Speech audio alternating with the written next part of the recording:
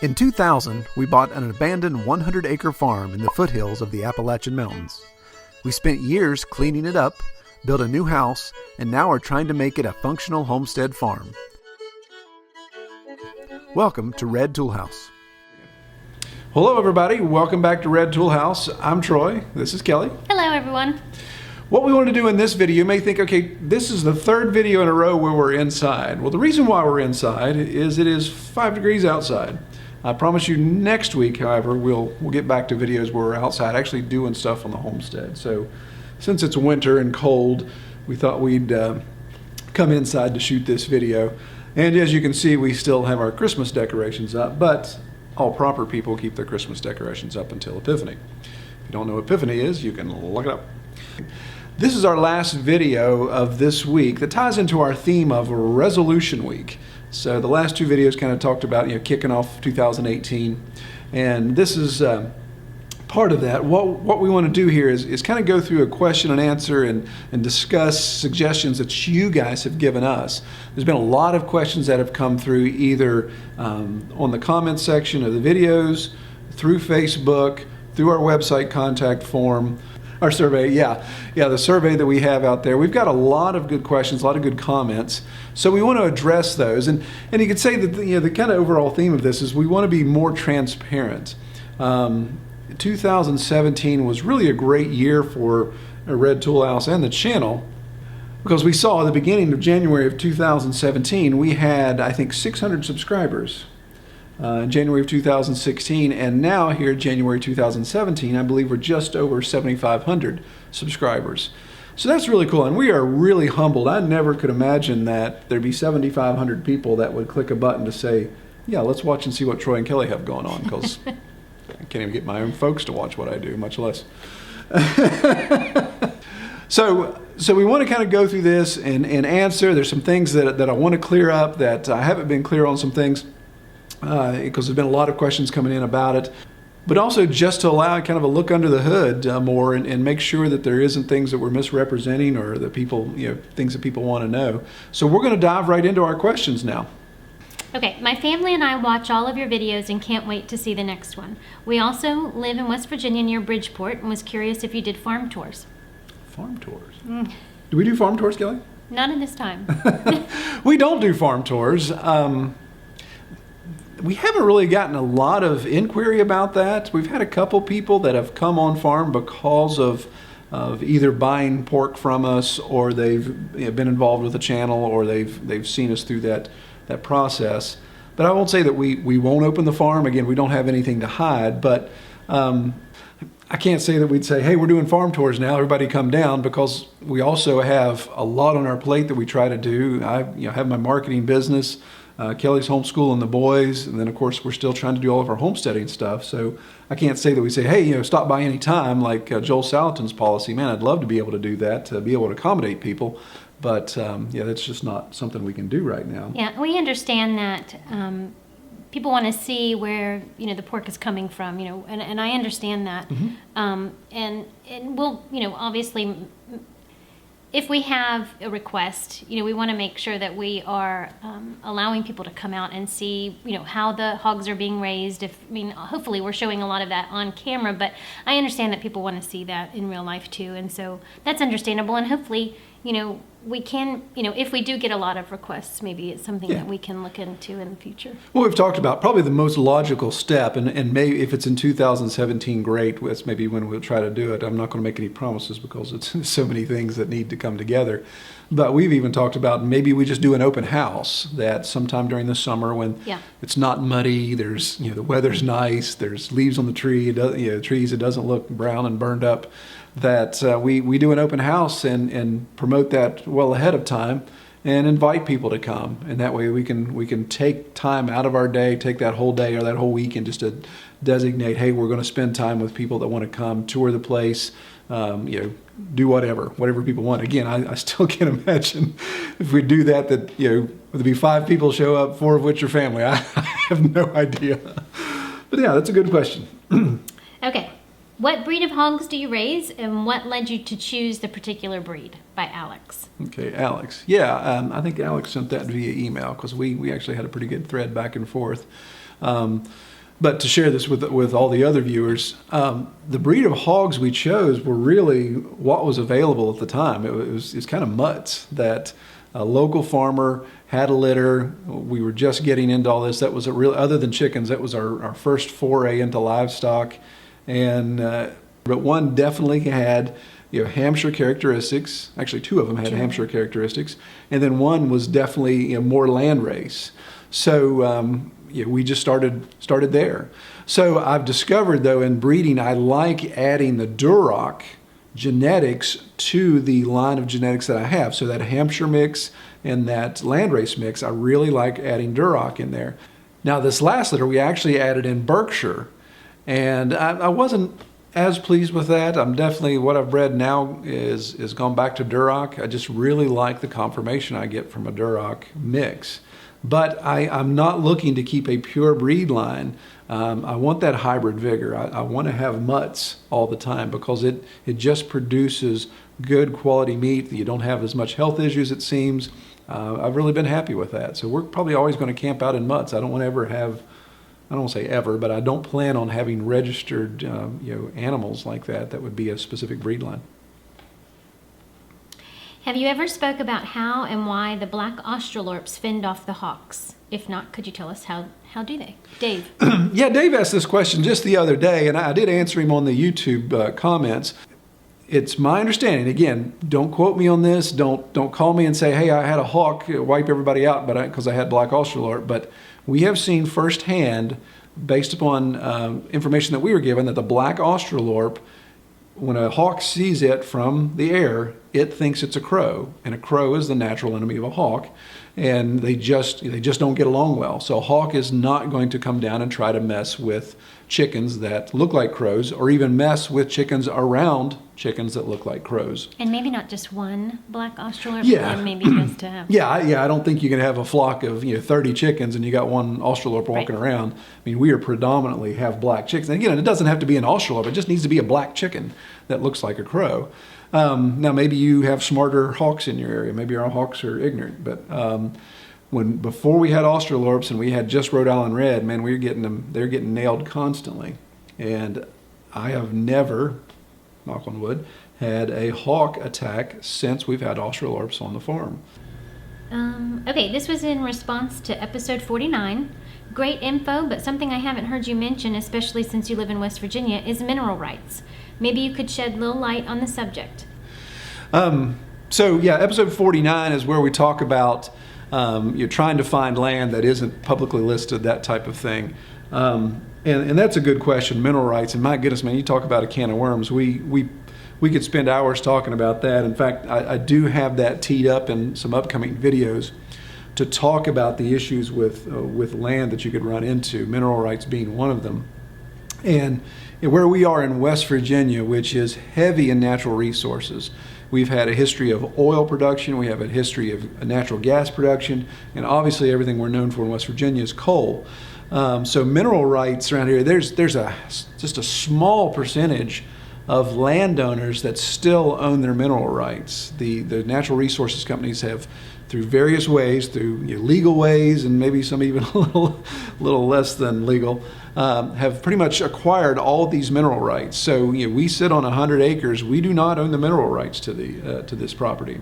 So what does that mean? Does that mean if we're here in the house and a coal company comes in and says, hey, we know that there's coal underneath your house, we're going to need you to knock your house down so we can put a coal mine in here? No, that's not the case.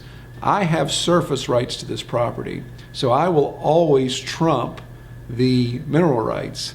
I can't, however, harvest the mineral rights on my own. If I would decide, hey, I'm putting in a coal mine or I'm having a gas well put in, I don't own that. I can't do that. But the one thing we want to say, and again, I'm no title lawyer. You really want to do your research and get a lawyer involved in this. But if you're looking at a piece of property or have an idea that you want to buy a piece of property, you really want to look at that deed and see if there's easements, if there's specific right-of-ways for natural resources companies, because that's the only thing I've really run into with natural resource companies is, and we had it in our situation, the very back corner of our property, the back of the valley, about as far away from the house as you can get. there was an old road that would access the gas well on my neighbor's property. And the gas company contacted me one day and said, hey, your neighbor, Mr. So-and-so, we want to drill his well deeper. We want to get down to this deeper vein of gas or pocket of gas, however gas travels. And we want to use the old road right away back on your property. And I was happy that they asked me, of course, first. And I'm like, well, there's a road there. What are you going to do? Well, we're going to bring in this heavy equipment. And there's actually a point in the road where it almost made a 180-degree turn. And they bring in these big semi-sized trailers that help bring in all this equipment and scrub them, the well and all that type of stuff. So they have to come in. They couldn't make that turn. And they told me specifically, we'd really like to cut down these trees and do this to be able to make that turn. And I said, well, let's come to a compromise here. If you guys come in, clean up the road, put the ditch cuts in, all the trees that you cut down, if they're of any use to me, then I want them left for logs, or we'll do firewood. I said, but in exchange for all this, I want all the stumps rooted. Just plow out the stumps and clean it all up. And they actually made a really nice area up there that is. That's like a little meadow or a little glade, reseeded it all. It's one of the prettier spots on the property right now. And they still come through at times with their equipment. Usually right now it's just maintenance stuff. So it's usually somebody from the gas company in a truck or a four-wheeler just riding back to check on the well. So I do have to let that guy come through because I agreed to do that. But I have a nice, beautiful clearing up there, which before was just all scrub Virginia pine. It was almost impossible for me to get through because they were constantly falling over from the wind damage and everything. So now I take a small piece of property. It was probably a half acre that was not very useful for me. Now it has all kinds of use. Well, and one more point about mineral rights, and again, still just talking about mineral rights, that I've seen. In fact, my brother has run into this situation. He has 130 acres, but his mineral rights are only on, I think, like 30 or 35 acres. But nobody knows which 30 or 35 acres that is on his property. So it's like, are these floating mineral rights? But at the time, he had free natural gas. The reason why he had that, he had a storage well on his property that the gas company was using to store gas and obviously pull it when they needed to. Well, as the gas economy changed, things happened. They said, hey, we don't want to use that well anymore. So even though you have mineral rights and he was getting free gas and getting those benefits, they said, we're done using that, so we're going to come in and cap that well, and oh, by the way, we're taking our free gas with us, which was unfortunate because his gas well sat probably 50 yards from his house. And they said, okay, we're capping this. You have to now get public gas service at the county road. Well, the county road was almost a mile away, all the way down his valley, maybe 3/4 of a mile. So he had to put in thousands of feet. I think he maybe put in 2,500 feet of gas line so he could get natural gas to his house, which of course everything in his house was a gas appliance because he had free gas at one time. So that's actually where the mineral rights hurt him. It was more out of pocket than if he didn't have the rights to begin with. Okay. Do you cull Jerky Comments? Do we cull Jerky Comments? No. No, any of the comments on YouTube that we get, I leave them. I think I've deleted 3 comments in the whole year that we've been doing this. And the only thing I'll say is if you blow up the comments with F-bombs, I'm going to delete it. I have a lot of people that say I like to try to keep this family oriented. I can understand if you think I'm an idiot. There's a lot of people that think I'm an idiot, and you're more than welcome to comment below and say so. But yeah, if you're going to use the F word to express my idiocy, then I will delete that. But feel free. That's what I love about this forum. I've got thick skin. I think we can handle it. If you want to make a comment that's jerky, as 3Sphere says, knock yourself out. Thank you so much. How do you find a forester? Okay. By C. Ray Ratliff. Okay, so C. Ray Ratliff was asking me about, we did our series with Jeff. We did 4 or 5 videos of Jeff, who's a forester, been on the property. Had some really good content. Well, I thought it was really good content about timbering. But I had a lot of people ask me this question, and that's why I wanted to pull this. Okay, I like what you're doing, Troy. I get what you're saying. I really like what Jeff's saying. How do I get a guy like Jeff to come look at my property? Well, you really want to look for a forester. These positions this is a degreed person. Jeff does have a degree in forestry. People go to school, usually in like an AMN college or a college that has a agriculture extension tied to it. So he went to school to study all this and of course has experience. But it's just like hiring any other professional. If you're going to hire a lawyer, you're going to hire a real estate agent, you're going to hire whatever, you want to check their reputation, check their references, see if anybody's got any complaints about them. So if you would Google forester in your area, if you live in Albuquerque, New Mexico, Google forester in Albuquerque and see what you get. But I would do that due diligence to say, okay, what's your experience? What have you done? And give me some references. If you helped somebody manage timber over this place, let me talk to them. Okay, this one's from Rosalie Petitfrere. Before you bought the property, did you have a survey done and go through a title company? Okay, another good question about land. There's a lot of land questions, and again, I'm planning on doing more videos on land acquisition, just based on what I know. Again, I'm not a title lawyer by any means, but to answer Rosalie's question, two-part question, yes and no. No, we did not have the property surveyed prior to purchasing it. Yes, we did hire a title company. In our county, we have a unique situation in our county, and this kind of shows maybe how backwoods we are. But in 1972, our courthouse burned to the ground, and a lot of the records, the deed records, were lost at that time. So it's my understanding that when that happened, a lot of people were asked, bring your deed in and show the courthouse what you have so we can get all this stuff back on record. Well, you can imagine the shenanigans that could happen in that situation. Oh, hey, look, my deed says this, my deed says that. So even at that time, a lot of these deeds were go up the hill so many feet to this old chestnut tree. Well, we haven't had chestnut trees around here since I've been a kid. So those type of things became an issue. But we had a deed, we had a clear deed. There was no liens, there were no issues there. So that's where I hired the title search. I hired the lawyer and the title company to do all of that background search. And then I didn't mess with a survey. Now I had some clear markings, talked to the neighbors, all those type of things, even talked to the previous owner before he passed, and he pretty much explained where they felt the property line was. There's some areas where it's in dispute, but we're talking 100 acres here. If I was on a quarter acre and had somebody else right beside me in a quarter acre, then the distance of a foot or two really could make an issue.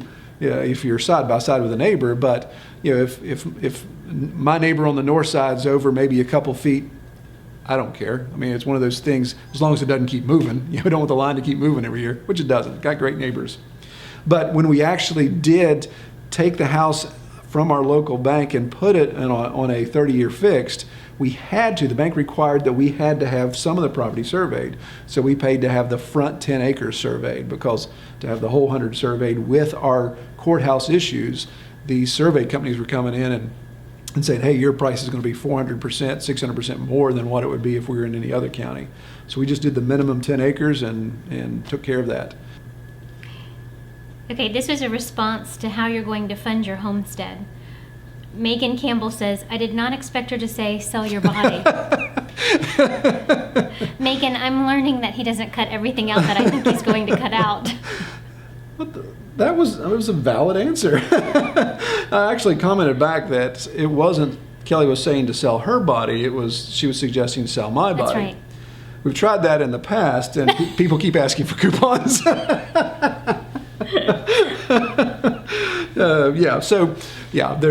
There's maybe some things that if you're not, I'll just say this in full disclosure, if you're not with the editor when he's editing the videos, yes, then you don't have a say in what gets cut. That's why I keep my mouth shut more often than I should. Yeah, no.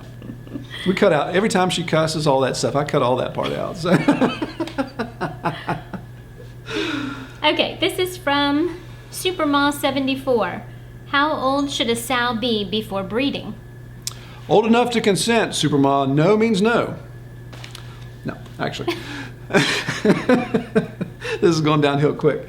No, there's a lot of discussion on this. I think if you get on some of these forums, you'll see that people have dates all over the place. I see heat cycles show up in pigs around 5 to 6 months. So they could actually be ready for breeding then, but I would not recommend that. I mean, it's just too young. Now, that being said, I've never bred one that young, so I can't say, oh, it's the end of the world. The pig's a mess. You've thrown all of them away. They're gone. What we do is we breed. Since we try to breed at a certain time of year, if I hold a pig back, then by the time I get back around to my next time of year that I want to breed, then that pig's easily over a year old. So that's usually what we fall into. But I would safely say, from our experience, a year. Now, again, I know some of you guys are going to comment and say, oh, wait, I do 9 months, or I do 10 months, 11 months. Again, that's great. That probably is fine. But I really like to kind of just set a benchmark and say, younger than a year, I'm not breeding her.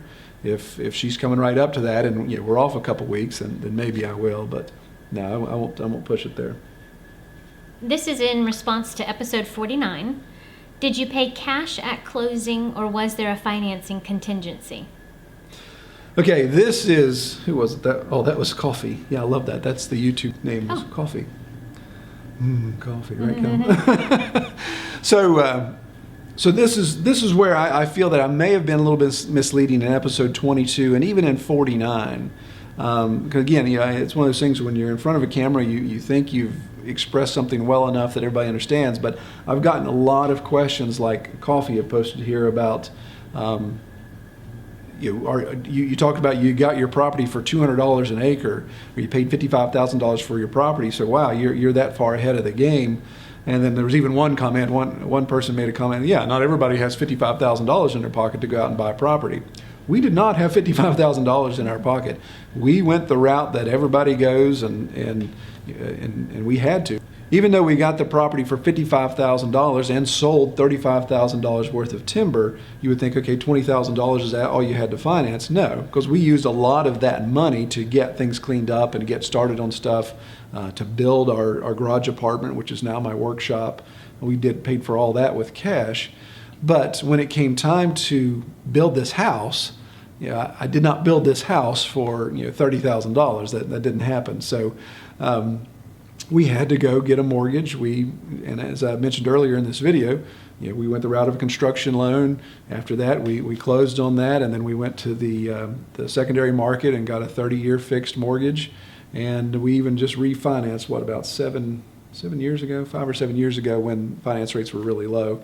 Just after 2008, all the bottom fell out there. When the rates hit real low, we refinanced. So in theory, I will have a mortgage until I'm 70 years old. Now, that's not the plan, of course. The plan is to obviously pay that off sooner with different practices, but that's a whole nother story. So yes, we did not pay cash for the land. We are not debt-free on this property. Okay, well, so those are some of the bigger questions we had. Another thing I want to jump into real quick was suggestions. We did a survey. We started a survey in December, and just a quick plug for that. If you haven't taken the survey yet and you're watching this, go to this link up here and be sure to do that, because if you put in your email address, you're automatically registered for a drawing for this really nice StormTech parka we're giving away. And all we want to do is just ask you 10 questions about your homesteading journey. Where are you on your journey? What you plan to do? Because it's fascinating. Kelly and I, it's kind of ridiculous how much we look at that and just think, wow, this is really neat to know how other people, where they are in their journey. So these are some suggestions. One of the last question actually is, what changes or recommendations would you like to make to Red Toolhouse Homestead to help improve their YouTube channel, website, or Facebook page? So we're asking you, the viewer, what changes or recommendations would you make? And we had a lot of people, different comments. I'm not going to read every single one of them, but I thought there were some good ones here that popped out that we want to not only mention but address and say, here's what we plan to do. So let's go with the first one. What we got there? First one is, often you tend to ramble about subjects in your videos. What? Either have set script with your how-to videos or do a vlog style video with your family. I would say you would be better at vlog style video. Well, I'm offended by that. No, you're exactly right. I do ramble. This video is probably going to be over 20 minutes long. Rambling is an issue that I have. Yes, we've talked about that. We're trying to edit better. One of the questions in our survey was actually, how long do you think Red Toolhouse videos should be? So we're taking all that information to heart. So I will try to stop rambling. In fact, I'll actually stop right there, right? Because that would be rambling. So yes, so noted. Involve the wife more in the videos.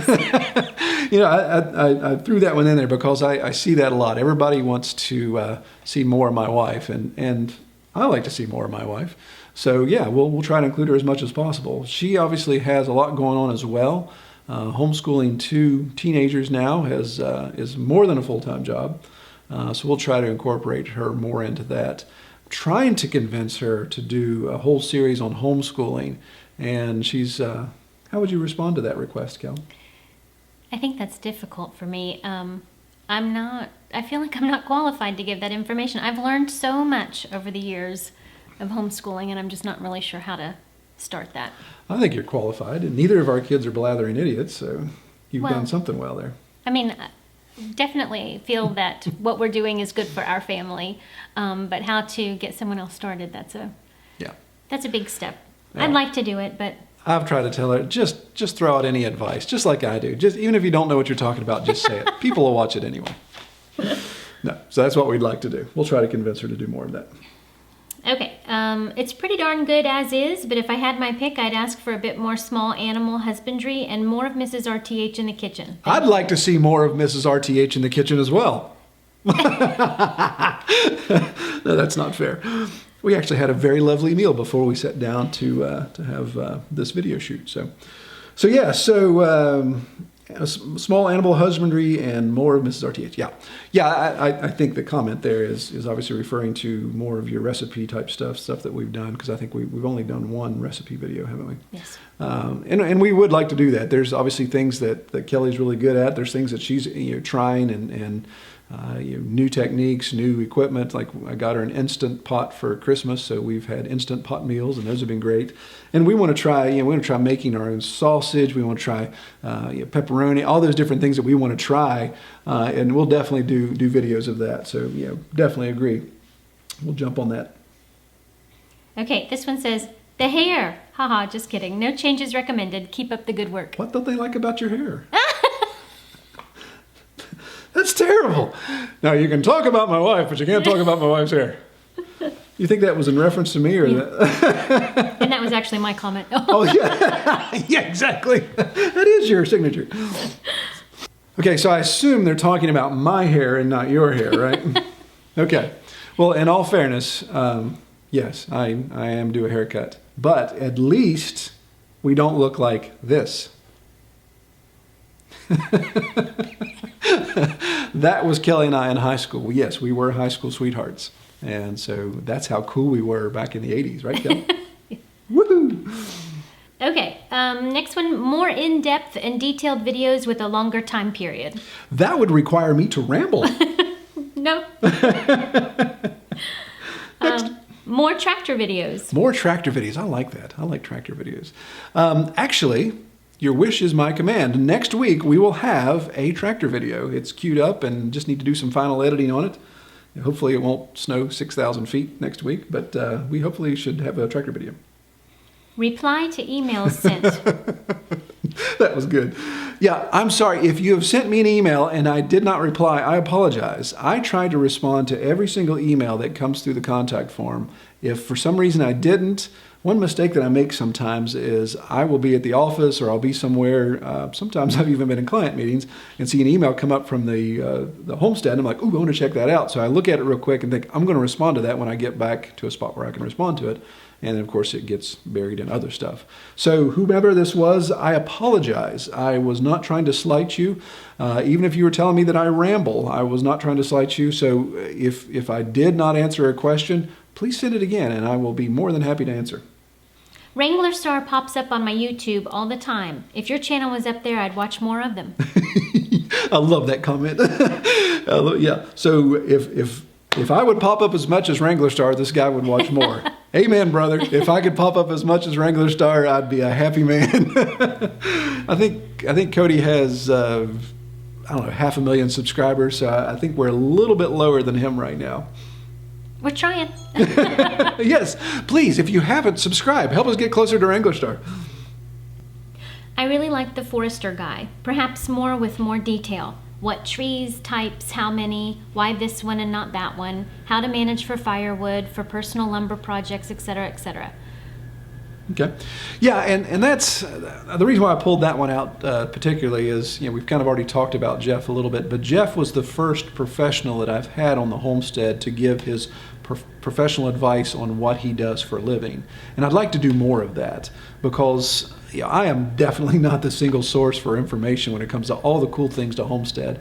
I've met a guy just recently who's has multiple PDCs. I'd like to get him out and record some of his talking and giving advice. There's all kinds of neat things I'd like to do more of with professionals that know way more than I do. But yeah, Jeff's a great guy. I've known him for a long time, and I'm sure he would be up to coming back out if we had some additional information we wanted to cover. More in-depth instruction on how to build structures for animals, gardens, food cellar, etc. All right, yeah, I've had quite a few people make that comment that they'd like to see more building videos, getting into stuff. I'd like to see more buildings going on in this place as well. But yes, I am sympathetic to your request, and I would like to do that. Right now, we're actually in the process of building a hoop house. This is one of those channel-style questions. Right now, we're in the process of building a hoop house, and I've shot video as we go along. So in my mind, I'm thinking, nobody wants to see something unresolved. Should that be one big video or parts of video, but the video comes out once it's all done? Or do I shoot what's going on? And like right now, it's one hoop's up and a couple ribs and covered in snow because everything's frozen together right now. And is that a video that I post where you're like, okay, Troy didn't make it very far? So that's where I'd like your all's feedback. And that kind of gets more into this vlog style versus content-driven, content-specific. Some people say we fall under an educational. I don't want to go that far and say I'm an instructor, but that's where we'd like your guys' feedback. Let us know what you think. Should we be throwing videos out as we shoot them to say, okay, we started on this, but it may be 2 months down the road, or it could be even longer before we get it done, or wait until it's all completed to post that video. So give us a comment. Let us know. The retreat that we're building on the back of the property is going to obviously have a lot of building projects, and we really plan on documenting that more as we get started. 2018, we hope to really hit that hard. So we'll have video of those things that we're building, the infrastructure back there. And then also people have asked about the barn. How do we build it? What are we doing? How are we adding on? How are we finishing the barn? I don't know if the barn will ever be finished because it seems like it just keep adding on to it. But we'll document that, some of the details there, and then even want to talk about the wood shop, or what I call was one time our garage apartment that we lived in for 2 years before we built this house. So it was our primary residence, and now it's my wood shop. So we want to detail all of that type of stuff. So not only talk about what we've done, but document stuff as we build new. So we really appreciate all these good suggestions. One thing that Kelly and I discuss regularly is what makes good content for our channel. And we really don't know. Again, obviously you all let us know because we see what gets watched, we see what gets thumbs, we see what gets comments. There's a lot of things on our homestead that are kind of lather, rinse, repeat. I think of like right now, this time of year, I cut and split firewood about every 2 weeks and bring it in. I don't know how many videos that I can do of me bringing in firewood. That doesn't sound very fun. So it's that question of, do we want to be topical and have videos that specifically deal with topics, or do we want to be more vlog style where you say, hey, here's what's going on at Red Tool House? So we're going to sprinkle a little bit of that in and just see how y'all respond. If y'all say, don't like it, then we'll cut it out and we'll stick with the topical stuff. So again, we can't thank you all enough for watching. Again, it still just blows our mind that people watch our videos. And for those of you that actually made it to the end of this video right now, you've sat through all of this. Wow, thank you. You are truly Red Tool House diehards. We love you. But what we'd like you to do going forward, if you have any ideas, any suggestions of how we can improve this, content that we need to cover, things that you see, again, if you saw something in the background, say, what's that, Troy? Can you do a video on that? Then we'll do that. As long as it's not my bathroom window, then we'll discuss it. But use the comment section below. Go to redtoolhouse.com. Use the contact form to make suggestions, ask questions, those type of things, and we'd be more than happy to address that. And don't forget to take our survey. to be entered for the drawing of the winter coat. Yes, absolutely. And thank you to so many people who have already taken our survey. Yeah, I'm really surprised the response we've gotten on that. It's been great. Not too many people like to take surveys, but it does only take about 2 minutes. So check that out, and we appreciate people doing that. Thanks so much for joining us. You can check us out on Facebook at facebook.com/redtoolhousefarm, or visit us on our website at redtoolhouse.com. Don't forget to give us a thumbs up on this video and subscribe if you haven't already. Thanks, guys. Perfect. She only did that in one take. Take care, everybody.